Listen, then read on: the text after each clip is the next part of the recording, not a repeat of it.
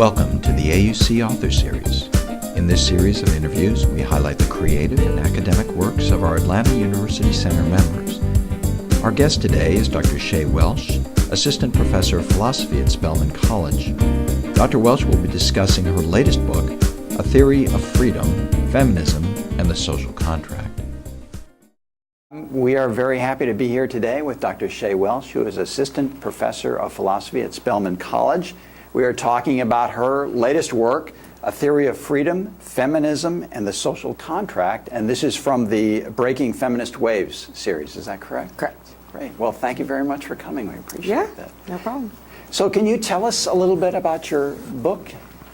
Well, the purpose of the book is to reconceptualize the social contract approach to individual freedom. Right. And so that's a long-standing philosophical approach to freedom that dates back to the modern period. So you have Hobbes, Locke, Kant, Rousseau, and then some of the contemporary people like Rawls doing the social contract tradition, which basically goes through what freedom and what society would look like if the people had to agree to something, and what their obligations would be as a result of that.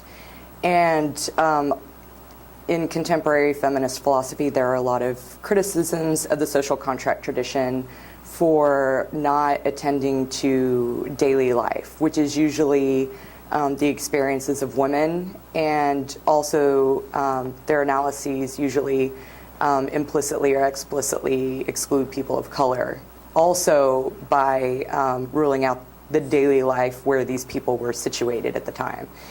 And this goes further into the sorts of opportunities that are available to oppressed peoples. And so there were a lot of feminist criticisms that came out. The two most notable ones that I focus on are Carol Pateman's and her book, The Sexual Contract, and Nancy Hirschman's book, The Subject of Liberty. And so they really take up the criticisms of social contract tradition and how they failed women, and how even just the conceptualizations of autonomy and obligation are inimical to women's experience.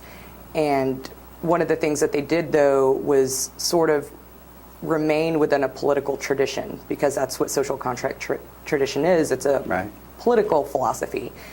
And my approach to this was that all of their criticisms are correct. It's just that they're addressing problems of social oppression, but they're doing so within the political framework, which doesn't resolve the issues.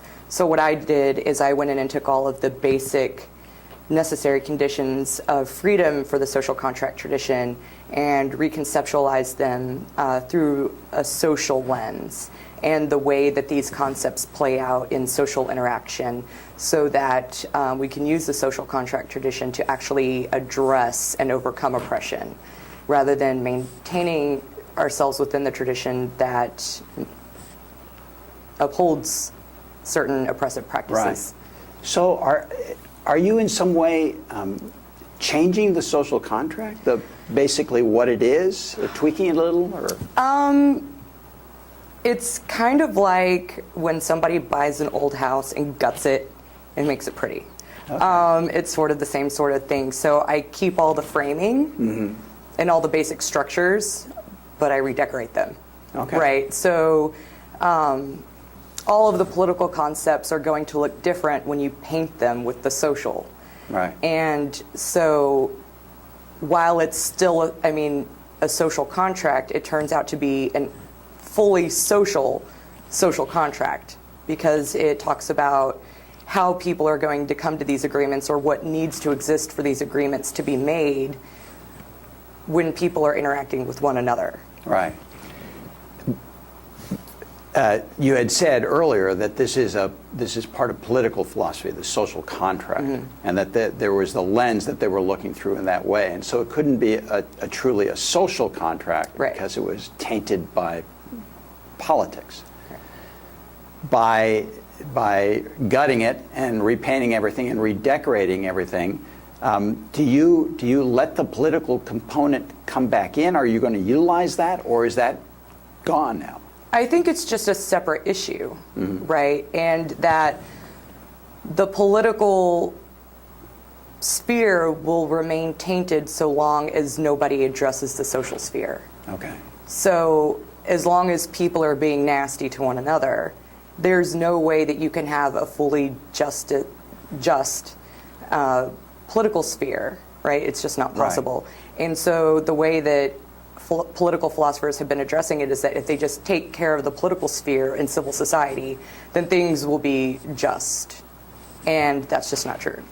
So if you've got a social, the social contract is turning more social, but people seem to believe that it's the political arena where change can take place. But if I'm hearing you correctly, you're saying that the civil element, the social element, has to change first before any political change can truly come, or am I getting that wrong? No, I think that's true, and that's fair, because no matter what sort of legislation or laws the political sphere constructs and offers, people are going to find a way to skirt those or to engage in unconscious bias when implementing and enacting those laws and legislations and policies.